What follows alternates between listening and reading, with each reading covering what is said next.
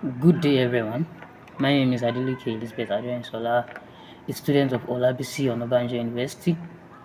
I want to take you to the topic from courtroom to cyberspace. And this topic, we are going to see reasons why lawyers should embrace IT and forensic science. As we all know, the practice of law has never been static. It evolves the society it serves, and this society is made up of people, and generations from generations evolve from this society. This simply means that the law serves the society, the law serves the people in the society, the law serves generations that evolves from the society. And as we all know, as generations evolves, modernization takes place. We can see that the things that seems only to be possible in the physical are now possible in the cyberspace. For example, we have marketing. People back in the days need to own a shop to sell, but nowadays people own a mobile phone. We can see that as generations are evolving, modernization are taking place. The means in which crime are committed cannot be left behind. Robbers back in the days do break into bank vaults to rob, but we do not have that any longer. We now have online fraud. We now have hacking into people's accounts.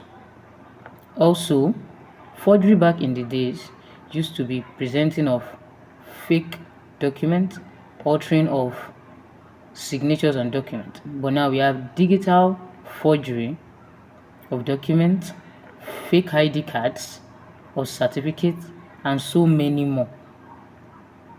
And you see, these acts are easier, they are less risky, and often anonymous. One essential quality of a lawyer is the ability to effectively present and challenge evidence before the court. And it is impossible not to understand the cyberspace where day-to-day activities go on, where marketing goes on, where education goes on, where banking goes on, and where crimes are committed, and also have that ability to present evidence before the court. It is impossible not to understand the cyberspace and have the ability to present before the court cases that has to do with crime nowadays. Let me take you through the story of a young man from the city of Benin in the late 80s. This young man's name is Mr. Lawrence Anene. Mr. Lawrence Anene was sentenced to death by fire squad because he was found guilty of armed robbery and murder. The then presiding judge, Justice James Omoagege, delivered his verdict based on the evidences implicating Anene. And what are the evidences? They are eyewitness testimony made from accomplices and confessional statement made by Lawrence Anene himself.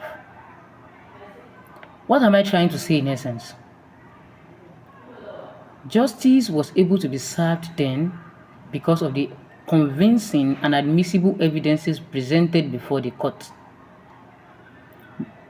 But it is impossible and very hard to find such evidences nowadays, as crimes that are committed in the cyberspace are now anonymous, emphasis on anonymous. It is very hard to find an individual that is behind an account that is hacked. They often use another person's profile. Eyewitness testimony is going to be impossible to get. And as we all know, investigators and our policemen can testify to the fact that no criminal will ever accept to be a criminal until they find out that they are caught. So eyewitness testimony, confessional statement, they are going to be very hard or even impossible to get. And this without getting these evidences, it might prevent justice from being served.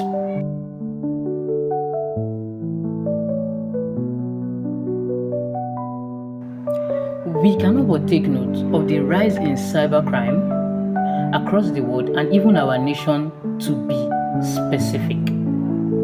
In the year 2014, it was reported that the world's global economy incurred an estimated annual damage of $445 billion to cybercrime. That is a lot. Nigeria lost $500 million to cybercrime in the year 2022. Currently, the country ranks fifth among the sources of cybercrime globally. On average, Nigeria experiences 4,000 plus cyber attacks every day. To be more specific and even practical, it is very hard to visit our tertiary institutions, our secondary schools, and not find young boys, young girls, teachers, adults, mentors, youth that are involved in online fraud, popularly known as Yahoo. Earlier this year, a Ponzi scheme known as Cyberspace, that supposed to be an investment opportunity for people, ended up as a fraudulent means.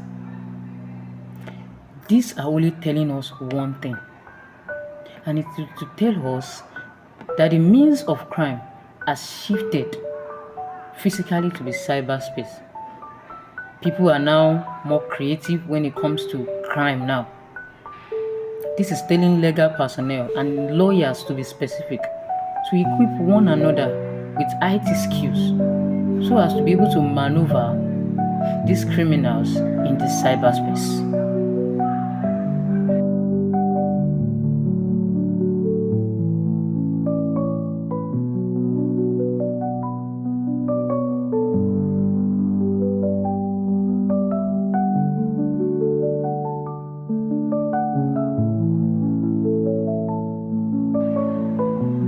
The role of IT in legal practice cannot be overstated.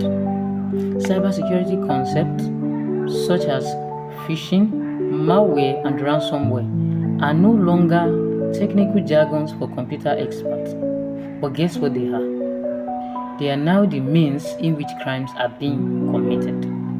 And any lawyer that understands how phishing deceives a victim into releasing sensitive information, how malware infiltrates the system to corrupt and to steal information, and how ransomware also locks out victims from their files until payment is made, will be well equipped to argue digital fraud cases and cyber-enabled theft.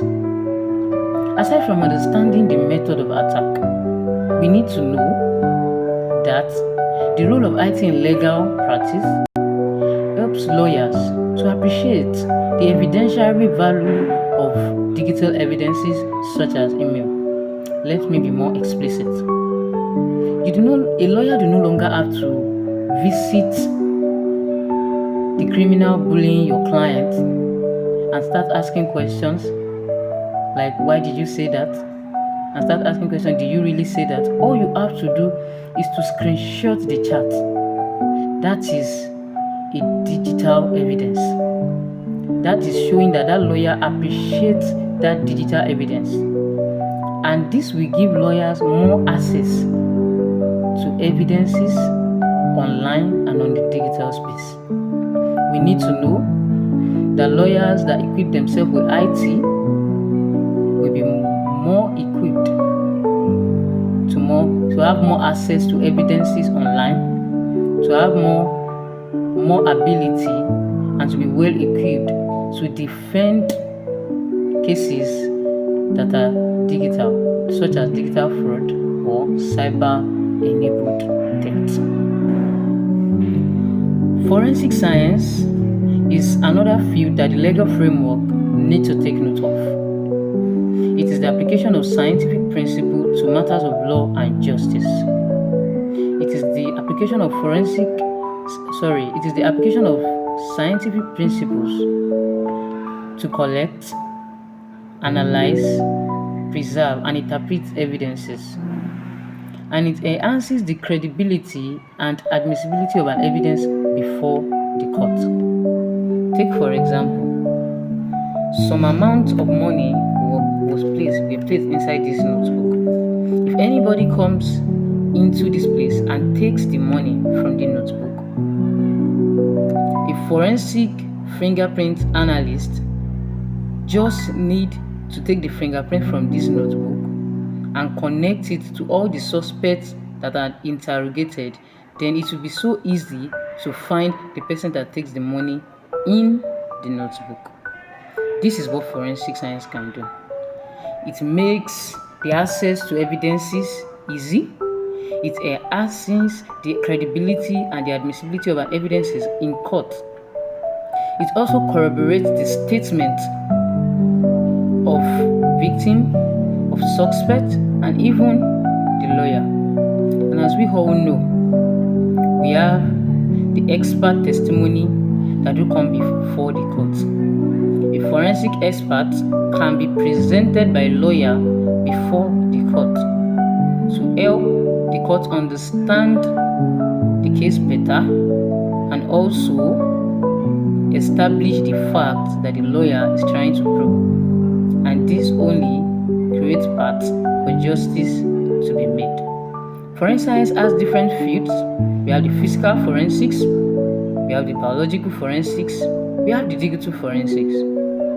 Despite these fields, it has one goal, and the goal is to collect, preserve, analyze, and interpret evidences that needs to be presented before the court. Speaking of digital forensics, take for instance, incriminating messages were deleted from your client's mobile phone. Such lawyer can collaborate with a forensic IT expert, and this expert can help in retrieving these messages. And guess what? It makes it easier to access the evidence and also for justice to be served. Lawyers that do not embrace this topic, IT and forensic science, will be faced with different challenges. They could be misled by expert witness in court. An expert testimony might appear convincing but could be biased, incomplete, or even manipulated. Any lawyer that is equipped with this topic will be able to effectively argue or cross-examine such expert witness. Also, lawyers that fail to embrace IT and forensic science will accept any expert witness without proper questioning, because it is impossible to have the ability to question what you have no knowledge about. However, failure to embrace this topic will only reduce the efficiency of a lawyer, as we now have sophisticated cases. Such lawyers will not have the ability to handle sophisticated cases. In conclusion, modern legal practice requires synergy between law, IT, and forensic science. So therefore, any lawyer handling serious cases today needs some knowledge of forensic science and IT. The 21st century lawyer must not just be an interpreter of the law, but must be navigator of technology and partner with science. Thank you.